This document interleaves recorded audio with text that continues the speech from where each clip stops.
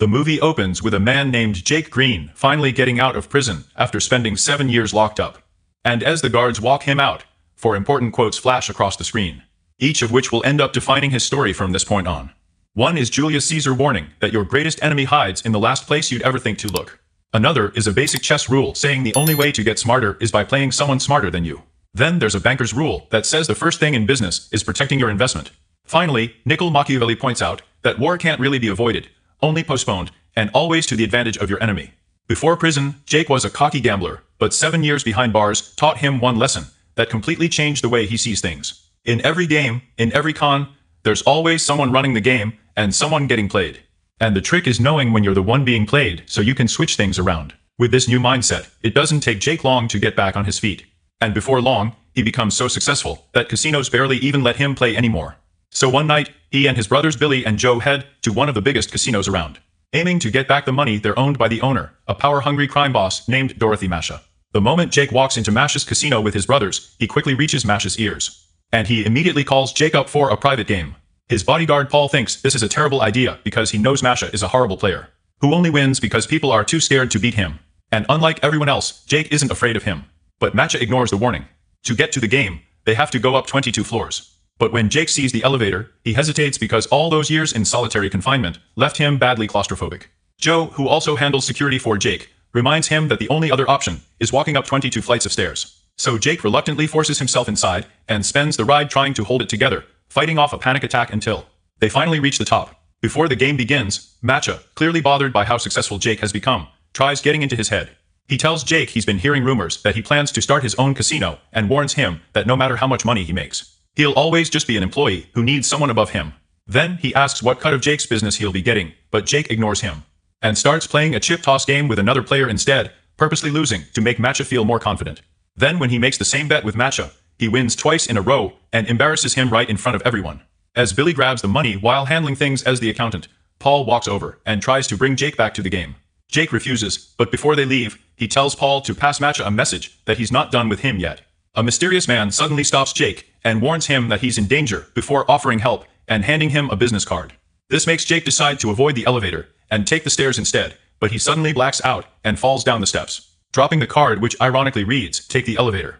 Downstairs, Paul passes Jake's message to Masha, who immediately panics because he's convinced Jake wants revenge for the 7 years he spent in prison, especially after what happened with his sister-in-law.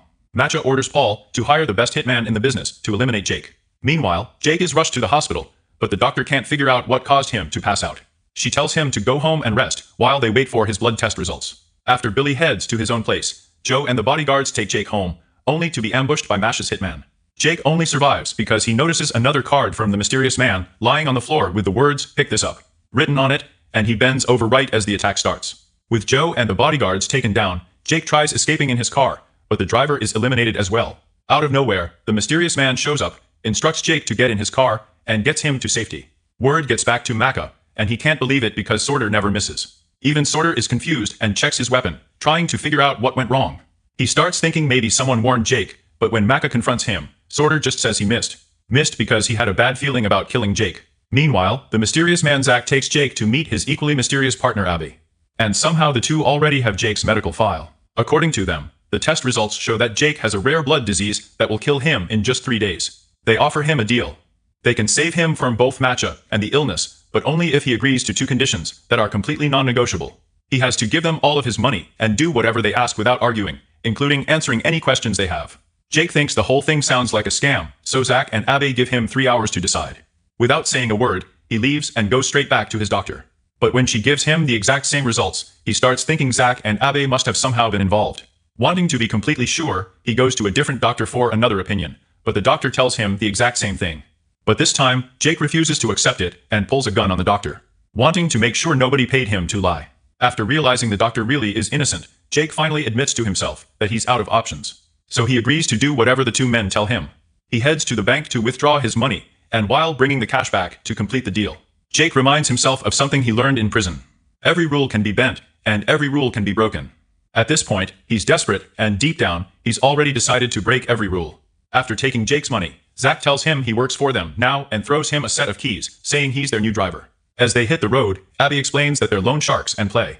We're using Jake's money to hand out loans. But when they stop at their first client, Jake already starts feeling like he made a huge mistake. Though Abe forces him to drop the cash anyway. While driving to the next place, Abe asks him to explain what really happened between him and Masha. Jake explains that Masha used to run an illegal gambling scheme with 3 guys known as the 3 Eddies: Flash, Loud, Proud, and Stupid. Except Proud was actually Masha himself. Before a big card game, they lost their usual player and realized Jake was good enough to take his place, so they forced him into it.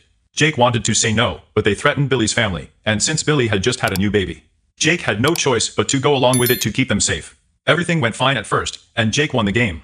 But later, his opponent started insulting his mother. Jake snapped and shot the man in the foot, which immediately turned into a full gunfight. In the middle of all the chaos, the power suddenly went out, and by the time things settled down, all the money in the room had disappeared. Not long after that, someone gave Jake's name to the police, and he got arrested. Then, to make sure he kept quiet, the Eddies threatened his niece, but things went horribly wrong. And his sister-in-law ended up getting killed while trying to protect her daughter. Jake got 7 years in prison because he refused to tell the police that Masha had been the one organizing the games. But while Jake was locked up, the Eddies somehow managed to get on Masha's bad side too. And he dealt with them by having them buried in the concrete of one of his buildings. After finishing up with the last client of the day, Zach drops Jake off at a rundown motel and tells him this is where he'll be living now. Meanwhile, Masha and Paul head out to meet the infamous crime boss, Sam Gold, a man every other criminal looks up to and wants to become. But since Gold never shows his face and never meets people himself, they end up meeting his advisor, Lily Walker, instead. She agrees to set up a powder deal for Masha, but warns him that Gold hates attention and never gives anyone a second chance. She already knows Jake is causing problems and makes it clear that if Masha messes this up, Gold is not going to be happy. But even after hearing all that, Masha only sees the upside of doing business with someone that powerful, and confidently says everything is under control, and that he doesn't see any problems coming. The next day, Jake gives Zach and Abby even more money. And while playing a game of chess with Abby, the conversation shifts to Jake's time in prison. Jake explains that he had been given the choice to spend 14 years doing regular time, or only 7 years in solitary confinement and without help. Hesitation, he picked lonely. On both sides of his cell were 2 mysterious men, one a chess master and the other a con man, who had apparently been there for a very long time. Even though they never saw each other or spoke face to face, someone they knew everything about one another. And during the first 5 years of Jake's sentence, the 3 of them shared ideas about chess and the perfect scam, through handwritten notes hidden inside library books that were passed around between cells. Jake always thought he was one of the smartest players around, but over time, he realized these men had figured out a formula that could win almost any game in the world. He started learning from them, even though back then he still didn't fully understand how deep it really was or why it would matter to him. Jake ended up opening up a lot about himself in those messages, and possibly the 2 men told him they were planning a prison break, and said they would take him with them. But when the escape actually happened, they left him behind. Then when Jake finally got out 2 years later, he found out they had taken all the money he had hidden and left a note saying, "You can only get smarter by playing a smarter opponent." Jake says that this is the first rule of every game, and after getting out, he started using the formula to make himself rich at casinos. And even now in the present, he manages to use it to beat Avi at chess. But as the days pass, he keeps visiting clients and handing out more of his own money, because Zach and Abe keep forcing him to do it. Losing all that money hurts so much that it almost feels like he's losing parts of himself every time, and it gets even worse when they tell him to use force on people who can't pay. But Jake can't bring himself to hurt desperate people who are already struggling, so instead, he secretly leaves some cash behind for them. When he gets back, Zach and Abby are annoyed that he didn't collect enough money, but they move on to their next plan, which involves chaining a metal structure on the other side of a wall to a truck, so that when they pull it down, they steal an old safe. The building turns out to belong to Masha, and without Masha knowing, Paul had hidden the powder meant for Sam Gold inside that safe. Masha tells Paul to start searching everywhere in the criminal world for the missing powder, but while that's going on, he has no choice but to go to a rival crime boss, Lord John, to try to replace it. A nervous Paul goes to meet Lord John, who after thinking it over, agrees to supply the powder, but only at a ridiculously high price. Masha has no choice but to accept because he knows Sam Gold isn't some small-time street thug with a knife in his pocket. He's a serious man, and disappointing someone like him simply isn't an option. Still not trusting Lord John, Masha warns Paul to be careful when the deal finally happens. But instead of showing up himself, Paul sends his men to handle the exchange while he stays on the phone, keeping track of everything from a safe distance, not realizing that Jake, Zach, Abe, and Doreen have already made it to the hotel, where the deal is about to go down. They force Jake into an elevator and put him through what feels like a psychological and physical nightmare, as he struggles to fight off another panic attack. Then, they quietly sneak into a room next to where the deal is taking place, tie up the person inside, and drill a hole through the wall. After putting on gas masks, they pump sleeping gas into the room, knocking out both Masha's men and Lord John's men. Then, they take the money and the powder, making it look like each side betrayed the other. Blinded by their own greed and ignorance, both crime bosses completely lose it and start getting ready for war. As time goes on, Jake keeps beating Abby every time they sit down to play chess, and eventually, Abby gets sick of losing and asks how Jake keeps doing it.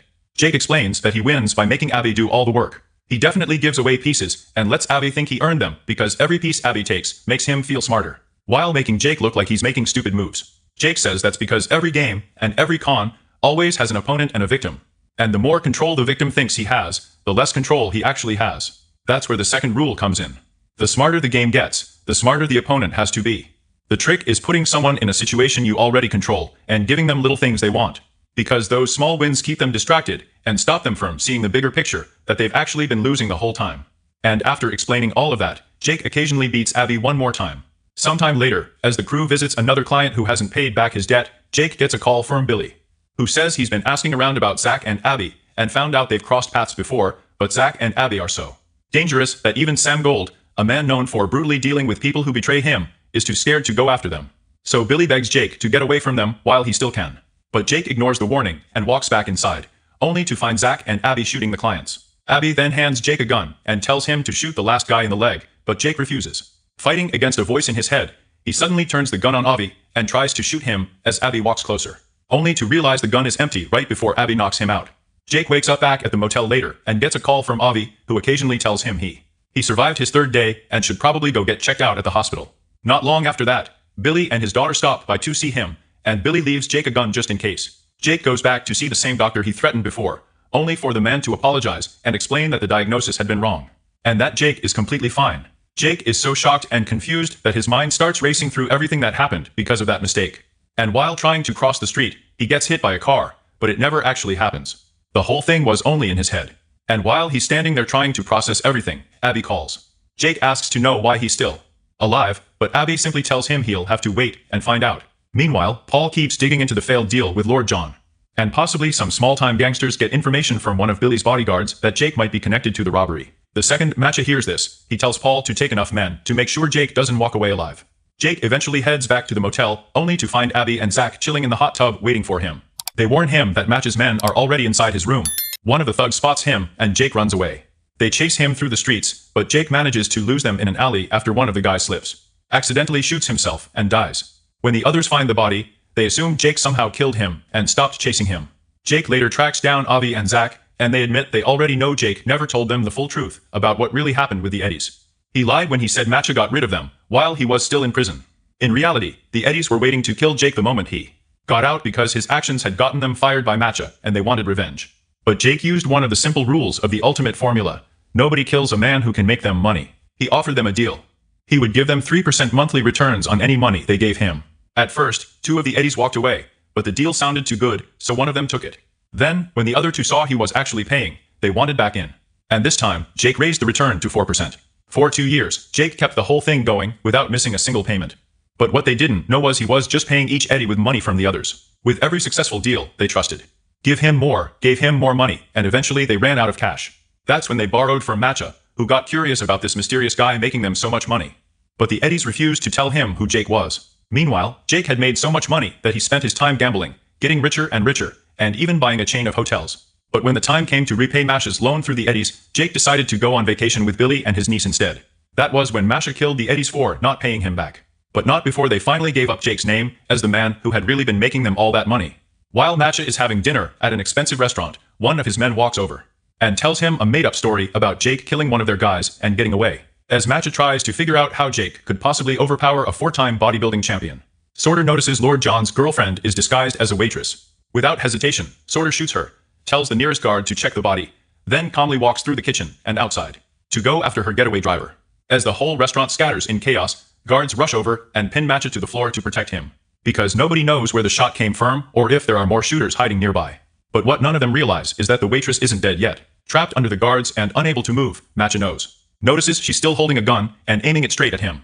He desperately tries to get the guards' attention, but they're too busy searching the room for danger to notice what's happening right under the table. The waitress starts shooting, and Matcha begins twisting and struggling, trying to break free from the guard holding him down.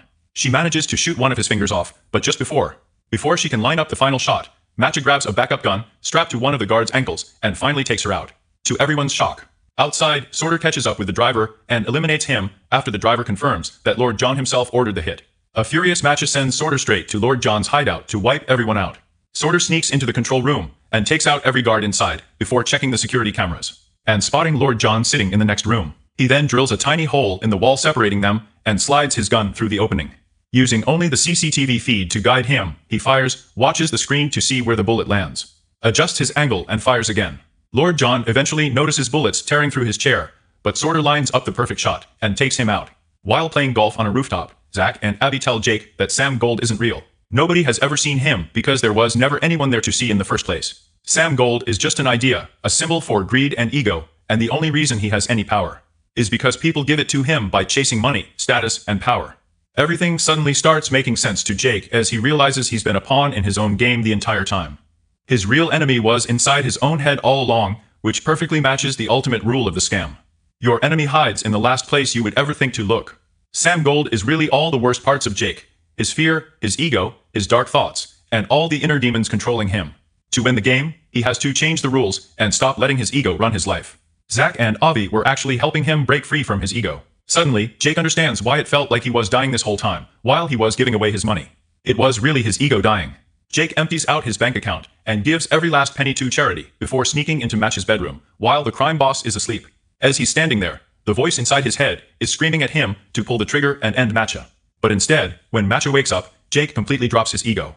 He gets down on his knees, totally embarrasses himself, and begs Matcha for forgiveness for taking his money. He even strokes Match's ego, calling him the superior boss and mentioning the massive check donation he just made in his name before calmly walking out. Every single thing Jake does goes totally against the voice inside him, putting his own ego through torture. To face his final fear, Jake forces himself to step into an elevator, while Macca, driven entirely by his own ego, grabs a gun and chases after him. And before long, the elevator suddenly gets stuck between the 12th and 14th floors. Trapped inside the tiny space, Jake fights through a panic attack and begins having a mental war against his fear, pride, and ego. But he intentionally accepts the pain that Sam Gold has always been hiding behind. Sam Gold throws everything at him and uses every psychological trick possible to break him and take control. But Jake has finally become detached enough from that voice not to fall for it anymore.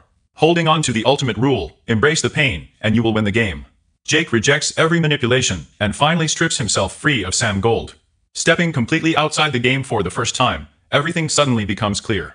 The voice heard throughout the movie was never normal narration at all. It was Sam Gold, the ego living inside every character's head. With Jake now free, the elevator suddenly starts moving again and reaches the ground floor. But when the doors open, Macca is standing there waiting with a gun in his hand, confused, angry, and unable to understand what game Jake is playing. Jake, however, is finally at peace. Gun or no gun, Matcha no longer means anything to him, so he simply walks right past him without even stopping. Because Jake shows absolutely no fear, Match's ego can't handle being ignored. And he becomes a victim of Sam Gold's voice inside his own head as he breaks down crying, feeling completely broken and humiliated. The next morning, Paul drops the local papers on Match's table.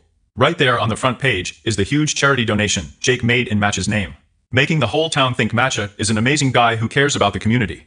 Matcha sees it and loves it.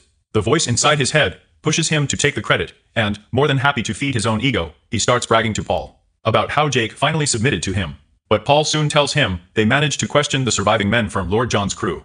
And according to them, Jake has the missing powder and has been playing everyone the whole time. Matcha becomes convinced Jake fooled him again and orders his men to take Jake out and recover the powder. Meanwhile, Billy is sitting at home surrounded by bodyguards when one of them suddenly gets up to answer an unexpected knock at the door. Billy realizes the bodyguard sold him out and quickly tells his daughter to hide inside the cupboard. Seconds later, Paul, Sorter, and the rest of Match's men stroll into the house. The interrogation starts immediately. And even while Billy keeps insisting he has no idea where Jake or the powder are, they refuse to believe him and begin hurting him. As everyone stands there watching Paul go to work on Billy, Sorter, the same cold assassin who never seems bothered by anything, starts looking strangely uncomfortable. Back with Matcha, he gets a surprise visit from Lily. She hands him a funeral wreath straight from Sam Gold. She tells him Gold isn't happy seeing Match's name all over the newspapers while the deal still hasn't been finished, and that his time is up and he won't be getting another chance. As she leaves, Macca explodes and demands Sam Gold say it to his face, but almost immediately fear takes over. And he desperately tries to apologize to Lily, only to realize she is already gone, leaving him in panic. Over at Billy's place, Billy still isn't talking, so Paul decides to turn things up a notch. He dumps some flammable liquid on Billy and tosses a blade in front of him, trying to force him to choose. But they hear Billy's little girl crying, and they drag her out of her hiding spot. As Paul starts threatening the little girl, Sorter reaches his breaking point. Refusing to allow them to hurt the girl, he takes out Paul, the traitor bodyguard, and every one of Match's men inside. He calms the little girl down, tells her to go back to the cupboard, and then quietly and systematically handles the rest of the backup guys who rush in from the cars outside. Sorter takes a hit during the shootout, but he thinks he has handled everyone. Unfortunately, the last guy manages to catch Sorter completely off guard, takes him down, and grabs Jake's niece to bring her to Matcha. Abby and Zach take Jake and the powder to Match's casino for one last game of chess. But to Jake's surprise, Abby easily beats him. No matter what move Jake makes, Abby destroys him. And in that moment, Jake realizes Abby had actually been the one feeding him pieces and making him feel smart. When the truth was he could have beaten him whenever he wanted. Abby and Zach then reveal that they were the two men in the prison cells beside him, and they tell him they did break him out. Just like they promised. Jake just misunderstood what they meant because they were never talking about a real prison. They were talking about the prison inside his own mind. They also explained they never helped Jake because they liked him, but because they are him. Zach and Abby are manifestations of Jake's own mind, his instincts and intuition taking human form. That's why he never actually saw them or talked to them in prison, and why they seem to know every single thing about him. It was always just Jake playing against himself, and he was the one who created the chess moves, the con tricks, and ultimately the formula that could win any game. Jake barely gets time to process any of this because casino guards suddenly show up and drag him away to see Matcha, who is holding his niece hostage. Seeing her, Jake's ego starts trying to make him panic and fear Matcha again, but Jake refuses to give in. He dumps the powder on the floor, completely ignores Matcha, and stays cool, telling his niece just to look at him.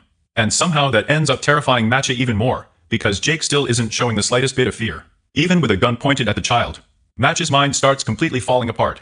On one side, the Sam Gold inside him screams with fear, anger, and pride, while on the other side, Matcha himself is drowning in panic and staring back at Jake, who stands there looking at him without the slightest emotion. Matcha becomes convinced Sam Gold is coming to kill him for ruining the powder deal. And then, the Sam Gold inside his own head quietly whispers, "You can't kill someone who's already dead." With that, Matcha puts the gun to his head, and the movie comes to an end. The movie isn't really about teaching people how to scam others. It's about how people unknowingly scam themselves. In any con, there's always an opponent and a victim. But the twist in this story is that your own ego is the opponent, and you are the victim. Your greatest enemy is inside your own head, the last place you would ever think to look. That's why the film keeps repeating the idea that the only way to get smarter is to play against a smarter opponent. Because in the end, that opponent is your own mind.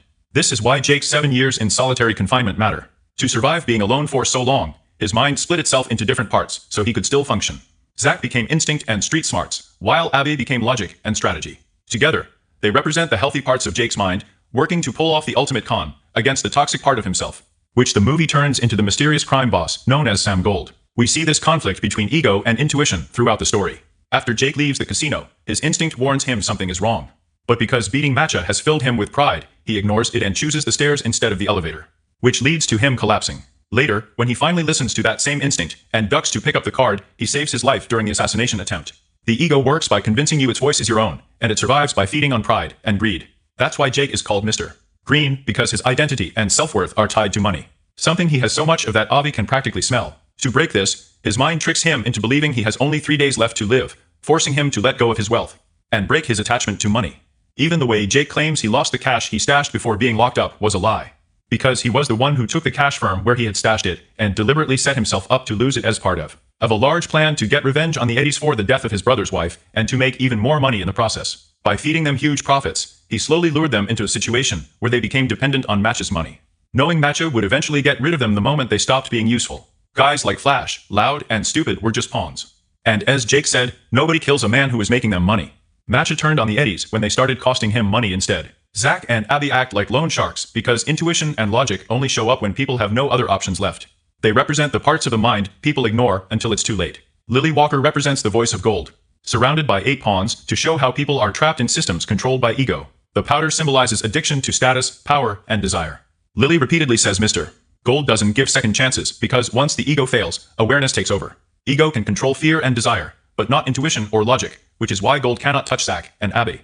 The film's message is that people spend their lives chasing approval and status, not realizing they are trapped by their own minds. Even Lord John keeping a beautiful assassin by his side reflects the same idea, showing how something attractive can hide something dangerous and make people lower their guard. In Gold's world, the more power you think you have, the less you actually have. But once you change what controls you, you gain real control. This realization is what allows Jake to win.